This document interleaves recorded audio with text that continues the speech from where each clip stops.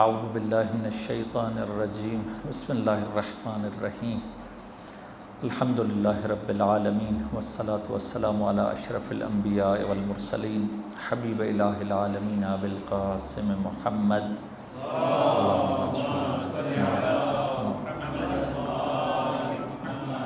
وآلہ الاطیبین الاطہرین سیما بقیت اللہ فی الارضین روح وارواحنا العالمین لتراب مقدمہ الفدا اما بعد فقد قال اللہ تبارک و تعالی فی کلامہ المجید بسم اللہ الرحمن الرحیم ربنا هب لنا من ازواجنا وذریاتنا قرۃ اعین واجعلنا للمتقین اماما درود بھیجے محمد و آل محمد کی صلوات اقدسہ پر اللہم صلی علی محمد و آل محمد۔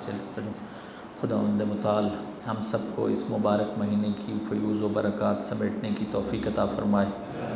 خداوند تبارک و تعالی ہم سب کو اپنے والدین کے لیے اور ہماری اولاد کو ہمارے لیے صدقہ جاریہ بننے کی توفیق عطا فرمائے۔ ایک دفعہ پھر درود پڑھیے محمد و آل محمد کی ذات اقدسہ پر اللہم صلی علی محمد و آل محمد وعجل فرجہم۔ قرآنک فیملی کے عنوان سے ہم آپ کی خدمت میں کل جو ہے وہ انٹروڈکشن پیش کیا تھا اور آج اس سے اپنی بحث انشاءاللہ شروع کرتے ہیں۔ جو چیز آپ کو بتانے کی ہے وہ یہ ہے کہ جو پاور پوائنٹ پر سلائیڈز آ رہی ہیں ان کے ساتھ ساتھ بہت سی چیزیں ہوتی ہیں کہ جو سلائیڈز پر انسان ساری چیزیں شو نہیں کر سکتا، تو آپ لوگوں کے کان جو ہیں وہ ہماری طرف رہیں، نگاہیں بے شک ادھر رہیں لیکن کان میری طرف رہنے چاہیے۔ پہلی چیز جو بتانے کی ہے وہ یہ کہ منیمم بھی اگر کہا جائے تو 500 آیاز ہیں جو فیملی میٹرز سے ریلیٹ ہیں ڈائریکٹلی۔ اگر انڈائریکٹلی ہم کہیں تو شاید 1000 سے اوپر آیت ہے جو فیملی میٹرز سے متعلق ہے۔ میں ابھی ایگزامپلز دیتا ہوں، آپ کو پتہ چل جائے گا۔ دیکھیے مثلاً حضرت ابراہیم کے حوالے سے قرآن جب بحث کرتا ہے تو حضرت ابراہیم کے بعد حضرت ابراہیم کی فیملی کی بھی بات کرتا ہے۔ حضرت ابراہیم اپنے اولاد کے لیے دعا کرتے ہیں، پھر اس کے بعد حضرت یعقوب، حضرت ابراہیم کے بعد حضرت اسحاق، پھر حضرت یعقوب، پھر حضرت یوسف، پوری سورہ یوسف ہے، بہت سے سورہ یوسف میں حضرت یوسف، حضرت یعقوب، ان کے بھائی، یہ سارے فیملی میٹرز ہیں۔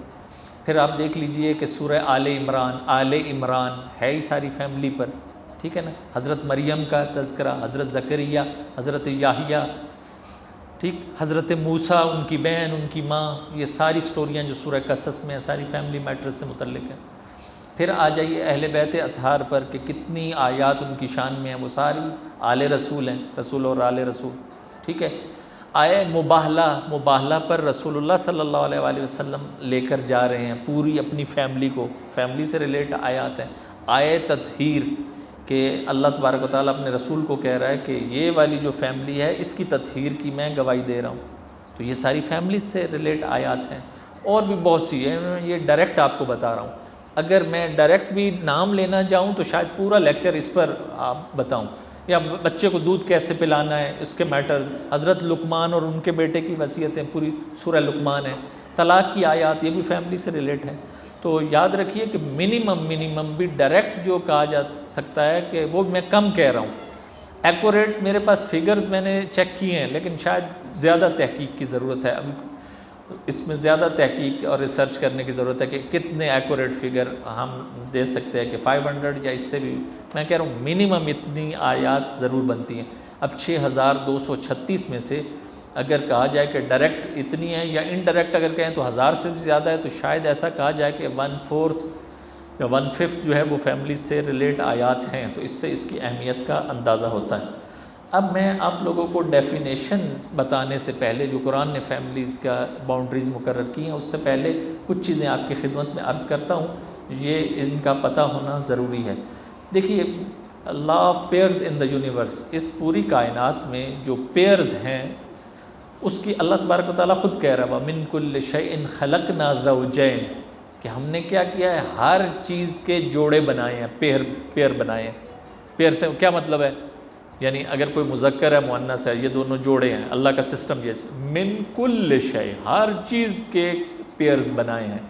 اب دیکھیے، اب آیات دیکھیے، یہ جو میں نے لکھی ہے دوسری آیت وَأَنزَلَ مِنَ السَّمَاءِ مَاءً فَأَخْرَجْنَا بِهِ أَزْوَاجًا مِّن نَبَاتٍ شَتَّىٰ۔ دیکھیے ٹرانسلیشن اس کی کہ پلانٹس کی بھی ٹائپس ہیں، پلانٹس کے بھی جو ہوتے ہیں نباتات، ان کے بھی پیئرز ہیں، حیوانوں کے، انسانوں کے، سارے۔ جَعَلَ لَكُم مِّنْ أَنفُسِكُمْ أَزْوَاجًا وَمِنَ الْأَنْعَامِ أَزْوَاجًا، کہ انعام جانوروں کے بھی پیئرز ہیں اور انسانوں کے بھی پیئرز ہیں، کپلز، ٹھیک ہے۔ تو اس سے کیا پتہ چلتا ہے کہ یہ پورا کائنات میں ایک اللہ تبارک و تعالیٰ کا لا ہے، قانون ہے، اس کو بولتے قانون لا آف پیئرز، قانون زوجیت، کہ اگر ہم لوگ انسان یہ سمجھے کہ میں شادی نہیں کروں گا تو اس کا مطلب وہ ناقص ہے، اللہ کی فطرت کے مطابق نہیں ہے۔ اللہ کا قانون یہ ہے کہ وہ پیئرز ہو، پیئرز کے ساتھ ہی اس کو مینٹل سیٹسفیکشن مل سکتی ہے۔ ہو ہی نہیں سکتا کہ کوئی انسان کہے کہ مجھے سنگل رہنا ہے اور سنگل بھی وہ 100% ہو، وہ انسان ناقص انسان ہوگا۔ اس کی روشنی میں جو ڈیفینیشن کی جا سکتی ہے، اور آگے بھی میں اس کی باؤنڈریز بھی آپ کی خدمت میں عرض کروں گا، کہ جو ہم فیملی جس کی بات کرنا چاہ رہے ہیں، یہ مرد اور خاتون کے امتزاج یا ان کے جوڑے سے جو اللہ تبارک و تعالیٰ نے سسٹم بنایا ہے، وہ اس کو ہم لوگ فیملی کہہ رہے ہیں ان آیات کی روشنی میں، اس قانون کی روشنی میں۔ تو بس یہ ایک انٹروڈکشن اور مقدمہ ہے ڈیفینیشن سے پہلے۔ فیملی کی ڈیفینیشن بتانے سے زیادہ جو چیز ضروری ہے وہ میں یہ باؤنڈریز ضروری ہیں یہ بتانا چاہ رہا ہوں، جو خود قرآن نے ڈسکس کیا ہے۔ اب دیکھیے کہ یہ سورۃ تحریم کی آیت ہے، قرآن نے اب باؤنڈریز میں اب بتانے لگا ہوں کہ فیملی کی ڈیفینیشن میں نے کسی حد تک بتا دی ہے۔ قرآن جو کس کو فیملی کہہ رہا ہے، کون سے ہیں اس میں، تو پہلی جو اسمال فیملی ہے جسے ہم زیادہ ڈسکس کریں گے، ہسبینڈ وائف اور ان کے بچے، قُوا أَنفُسَكُمْ وَأَهْلِيكُمْ نَارًا، کہ اپنے آپ کو بھی اور اپنے اہل و عیال کو بھی بچاؤ آگ سے۔ اپنے اہل و عیال یعنی بیوی اور بچوں کو، اہل اسی کو ہی کہتے ہیں، ٹھیک۔ تو یہ بتا رہی ہے کہ فیملی کس پر مشتمل ہے، خود ہسبینڈ وائف اور اس کے بچے، جو ہم لوگوں سب میں مشہور ہے کہ یہ ان کی فیملی ہے، یہ اس کی فیملی ہے، یہ ان کی، ٹھیک۔ تو یہ پہلا باؤنڈری ہو گئی اسمال فیملی۔ قرآن نے فقط اس کو فیملی نہیں کہا، ایک دوسری فیملی بھی ہے، وہ میڈیم فیملی ہے۔ میڈیم فیملی میں کیا ہے، آیات ہیں۔ آیات میں سے ایک آیت میں آپ کی خدمت میں رکھ رہا ہوں، سورہ احزاب کی آیت نمبر 6۔ احزاب، عین سے نہیں الف سے، حزب کی جمع احزاب۔ وَأُولُو الْأَرْحَامِ بَعْضُهُمْ أَوْلَىٰ بِبَعْضٍ فِي كِتَابِ اللَّهِ، کہ اللہ تبارک و تعالیٰ کہہ رہا ہے کہ رسول اللہ کو، یہ اگر پورا کانٹیکسٹ دیکھیں، النبی اولیٰ بالمؤمنین من انفسہم وازواجہ امہاتہم، یہ اس آیت سے پہلے والا حصہ ہے، اور یہ تیسرا حصہ ہے وَأُولُو الْأَرْحَامِ بَعْضُهُمْ أَوْلَىٰ بِبَعْضٍ فِي كِتَابِ اللَّهِ، کہ اللہ تبارک و تعالیٰ کہہ رہا ہے کہ فیملی سے مراد فقط میاں بیوی بچے نہیں ہیں۔ اگر میاں بیوی بچے میں سے کوئی مرے گا تو انہیریٹنس اور وراثت کس کو جائے گی؟ قرآن کہہ رہا ہے کہ وہ میڈیم فیملی کا بھی آپ کو پتہ ہونا چاہیے۔ اس میں پہلا طبقہ یہ ہے، اس کو دیکھیے میں ایرو سے بول رہا ہوں، فادر مدر اور بچے۔ پہلے اگر انہیریٹنس جائے گی کس کے پاس جائے گی؟ ماں باپ اور بچوں کے پاس جائے گی، تو یہ بھی فیملی ہے، میڈیم فیملی ہے جسے قرآن نے ڈیفائن کیا ہے۔ اس کے بعد گرینڈ فادر اور گرینڈ مدر، اس میں دادا اور نانا دونوں شامل ہیں، دادی اور نانی دونوں شامل ہیں، قرآن نے کہا یہ بھی فیملی ہے۔ سبلنگ، بہن بھائی، یہ بھی فیملی ہے، میڈیم میں یہ قرآن نے اس کو ڈسکس کیا ہے۔ پھر تیسرے لیول پر کیا؟ انکلز اور آنٹس، اس میں میں نے بریکٹ میں لکھا ہے چاچا بھی ہے، ماما بھی، جسے آپ لوگ گجراتی میں چاچا کہتے ہیں، چاچو ہم لوگ چچا کہتے ہیں، ٹھیک، وہ بھی، اور چاچی بھی، چاچا، پھپھو، ماموں اور خالہ، یہ اس کے بارے میں قرآن نے کہا ہے، ذکر کیا ہے یہ، کہ اور ہماری فقہ میں بھی ہے کہ یہ میڈیم فیملی ہے۔ اگر وراثت تقسیم ہوگی تو اسی طبقات کے لیول پر، کہ پہلا فادر مدر بچے، پھر دادا دادی، نانا نانی اور بہن بھائی، اور تیسرے لیول پر انکل اور ماموں خالہ، ٹھیک۔ اس حساب سے یہ میڈیم فیملی، اس کو بھی قرآن نے فیملی کنسیڈر کیا ہے، یہ بات یاد رکھیے۔ اب میں اس کو کھول نہیں رہا ہوں، اولو الارحام ہوتے ہیں ریلیٹیوز، یعنی یہ جو میڈیم فیملی ہے یہ سب رشتہ دار ہیں، ریلیٹیوز ہیں۔ آپ اگر اس آیت کو دیکھیے، اس آیت سے بھی اہل بیت کی سپیریورٹی ثابت ہوتی ہے۔ آیت یہ کہہ رہی ہے رسول کو کہ جو آپ کے ریلیٹیوز ہیں ان میں سے بعض جو ہیں وہ سپیریئر ہیں دوسروں پر۔ آیت کا اگلا حصہ یہ ہے مہاجرین اور انصار پر یہ لوگ سپیریئر ہیں، یعنی اہل بیت سپیریئر ہیں دوسروں پر۔ یہ بہت کلیئر آیت ہے، اور یہ اس ٹائم کے لیے اور ہمارے لیے یہ ہے کہ جو اولو الارحام ہیں، جو ریلیٹیوز ہیں، جو میں نے بولا ہے کہ father mother, grand mother, uncle, یہ سارے بھائی بہن، یہ سارے ہمارے لیے بھی دوسرے مومنین سے، اب میں تیسری فیملی کا آپ لوگوں کو باؤنڈریز بھی بتانے لگا ہوں، جو قرآن نے کہا ایک لارج فیملی ہے، وہ کیا ہے؟ انما المؤمنون اخوہ، کہ مومن جو ہیں وہ سارے بھائی ہیں، اس میں ہم ساری جماعت فیملی ہے ایک، اس میں ہو سکتا ہے ریلیٹیو نہ ہو، لیکن مومن ہونے کے حساب سے ہم جو ہے، میں نے لکھا ہے کہ انکلوڈنگ فرینڈز جو ہیں آپ کے مسلمانی اور ایمانی جو ہیں، نیبرز، ہمسائے، سٹیزنز، سارے اس میں شامل ہو جائیں گے۔ قرآن نے ان تینوں کو فیملی کہا ہے، بس یاد رکھیے کہ اسمال فیملی، میڈیم فیملی اور لارج فیملی، قرآن نے ان تینوں کو کہا ہے۔ لیکن ابھی ہم کیا ڈسکس کرنے والے ہیں؟ آیا ہم ان سب کو ڈسکس کریں گے؟ نہیں، ہمارے پاس اتنا ٹائم نہیں کہ ہم سب کو ڈسکس کریں۔ کس کو کریں گے؟ بس اسمال فیملی کو، اور بعض دفعہ میڈیم فیملی کو، کہ یہ ہمارے سے ریلیٹ ہے یہ والی بحث۔ یہ اس میں آپ لوگوں کے ذہن میں یہ نقطہ ہونا چاہیے۔ بس اس کو کہہ دیجئے کہ یہ باؤنڈریز ہیں۔ اگلی بحث جو قرآن نے ڈسکس کی ہے اور جو ہمارے سیکھنے کی ہے، وہ یہ ہے کہ قرآن نے، یہ میں ایک اسپیکٹ سے بتا رہا ہوں کہ پہلے بھی اس کی طرف چند سال پہلے اشارہ کیا تھا، اس کو ذرا اب تھوڑا سا ڈیٹیل سے بتانے جا رہا ہوں۔ قرآن نے کہا ہے کہ 4 ٹائپ کی فیملی ہے، جسے اب میں اور آپ کے سیکھنے کی جو چیز ہے وہ یہ ہے، دیکھیے گا کہ ہم لوگ کس فیملی کو رول ماڈل بنا رہے ہیں، اور ہماری پریکٹیکل لائف میں ہم کس سے زیادہ کنیکٹڈ ہیں، ہم کس والے ہیں، یہ دیکھیے گا آپ لوگ۔ وہ قرآن نے کہا ہے کہ ایک فیملی یہ ہے کہ جس کی اگزامپل ہولی پروفٹ اور بی بی خدیجہ سلام اللہ علیہا اور مولا علی اور بی بی زہرا سلام اللہ علیہا ہیں۔ یہ ایسے ہیں فیملی کہ جو شوہر بھی بہت اچھا ہے، بیوی بھی بہت اچھی ہے، بچے بھی ان کے بہت اچھے ہیں۔ ان کی کیا صفات ہیں؟ ان کی صفات یہ ہیں کہ وَيُطْعِمُونَ الطَّعَامَ عَلَىٰ حُبِّهِ مِسْكِينًا وَيَتِيمًا وَأَسِيرًا، کہ یہ سیکریفائز کرتے ہیں۔ اگر کوئی بھوکا آ بھی جائے، ان کے پاس کھانا ہو، تو یہ اپنے آگے سے کھانا اٹھا کے ان کو دے دیتے ہیں، سامنے والوں کو دے دیتے ہیں۔ یہ فیملی ایسی ہے، ٹھیک۔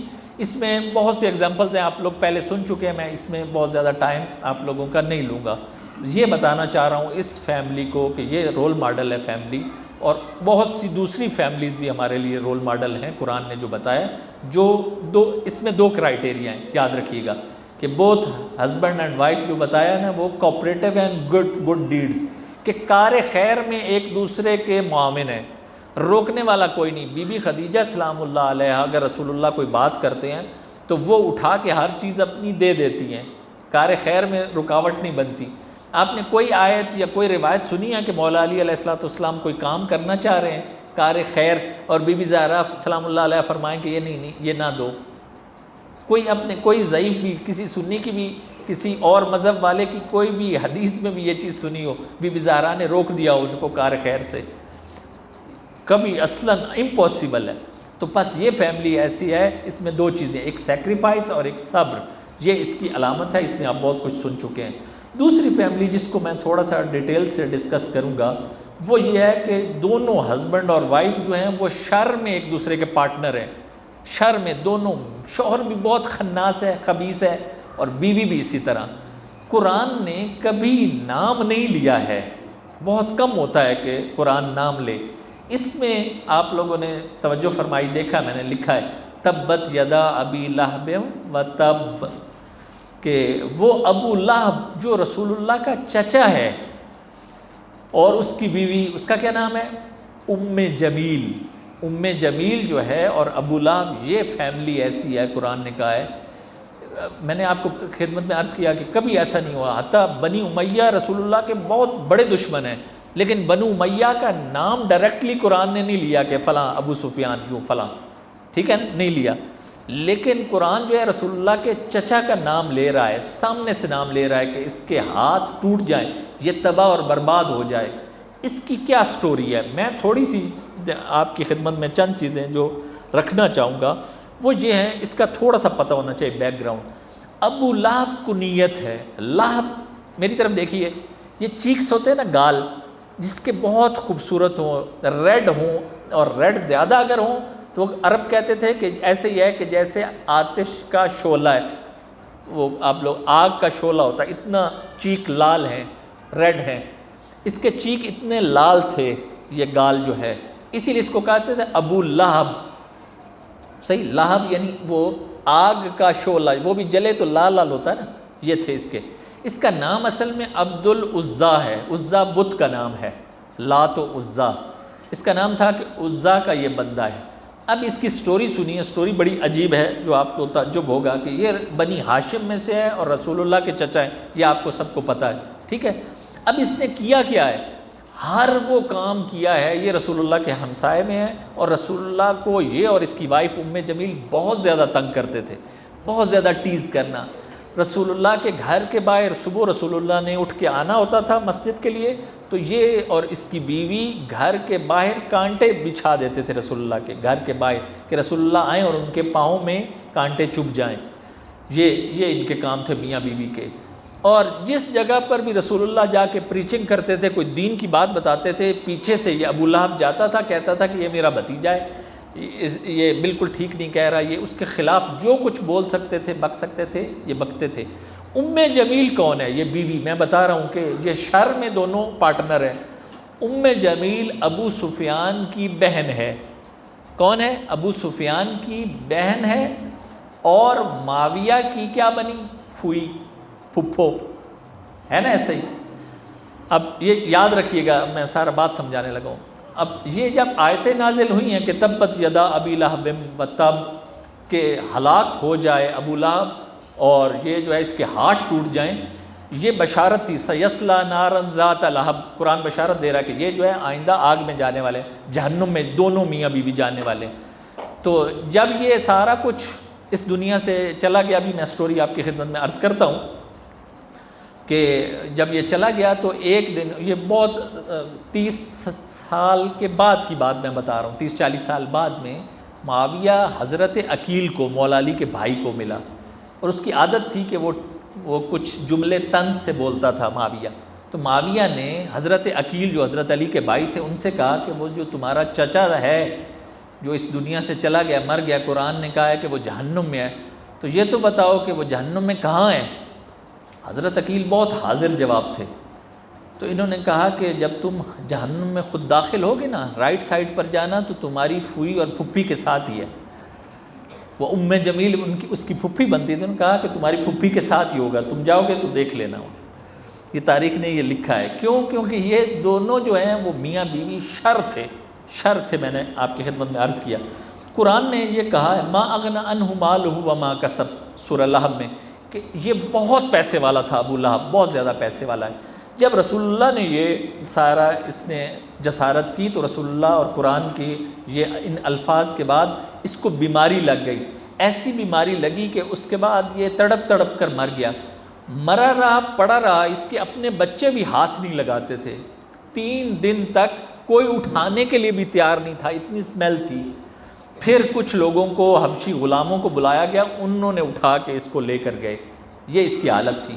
اب قرآن یہ کہہ رہا ہے کہ یہ جو ام جمیل ہے یہ بھی کوپریٹ کرتی تھی، ہر چیز میں تنگ کرتی تھی رسول اللہ کو۔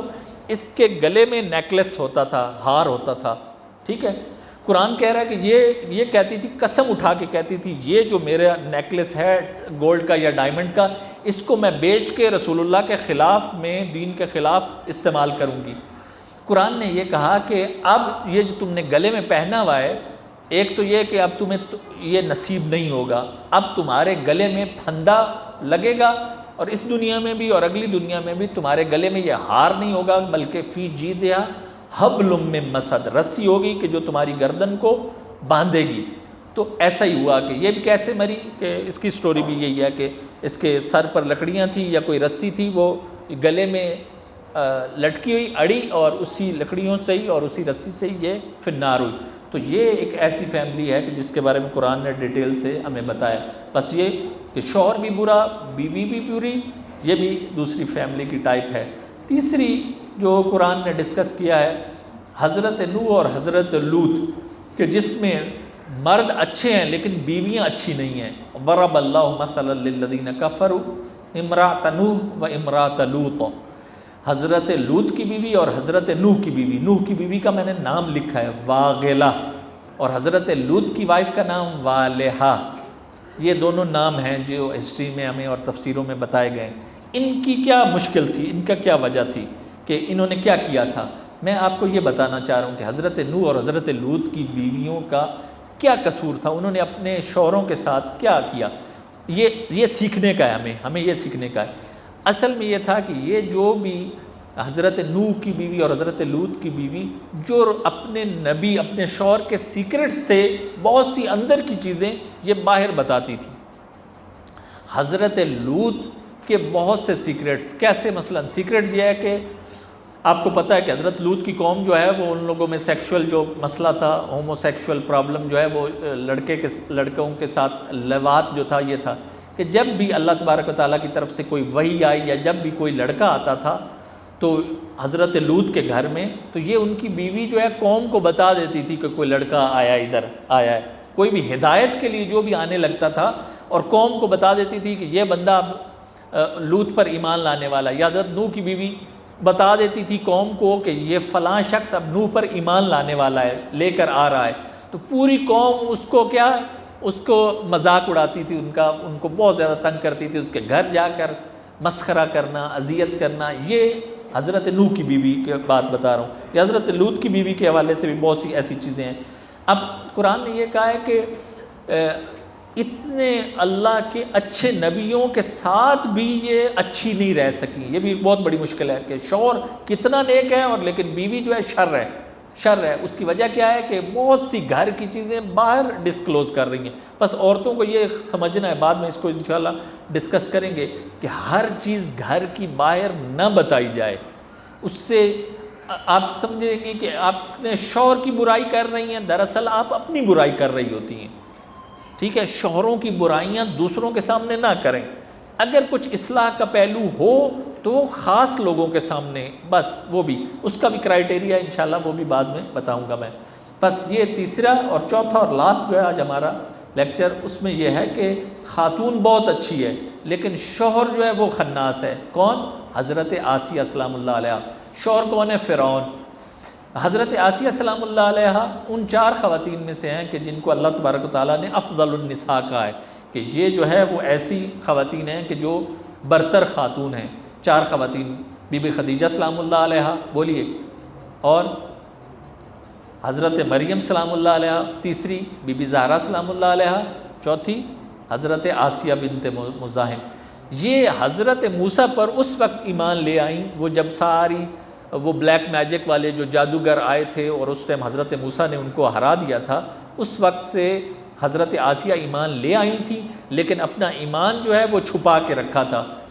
ٹھیک، بس جب موقع آیا تو پھر حضرت آسیہ نے اپنا ایمان کا اظہار کیا اور فرعون کو یہ بالکل اچھا نہیں لگا۔ فرعون نے کیا کیا؟ اب دیکھیے گا کہ فرعون نے حضرت آسیہ کے دونوں ہاتھ اور دونوں پاؤں میں وہ جو میخ کیل ہوتے ہیں وہ ٹھونک دیے اور ان کے سینے پر اتنا بڑا پتھر رکھ دیا، کہا کہ تم موسیٰ سے ایمان جو لائی ہو اس کو ایمان کو دوبارہ تم مرتد ہو جاؤ۔ تو بی بی آسیہ نے کہا کہ نہیں ہو سکتا، میں دیکھ چکی ہوں حق اور حقیقت، تم غلط ہو اور یہ موسیٰ جو ہے وہ ٹھیک ہے۔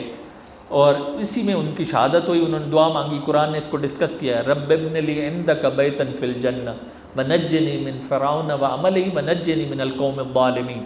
تو اس کو قرآن نے ذکر کیا ہے۔ بس ابھی تک کا جو خلاصہ تھا وہ یہ تھا کہ قرآن نے 4 ٹائپ کی فیملیز بتائی ہیں۔ ایک جہت سے ابھی بتا رہا ہوں، ایک یہ ہے کہ دونوں میاں بیوی اچھے ہیں جو خیر کے کاموں میں ایک دوسرے کے سپورٹر ہیں۔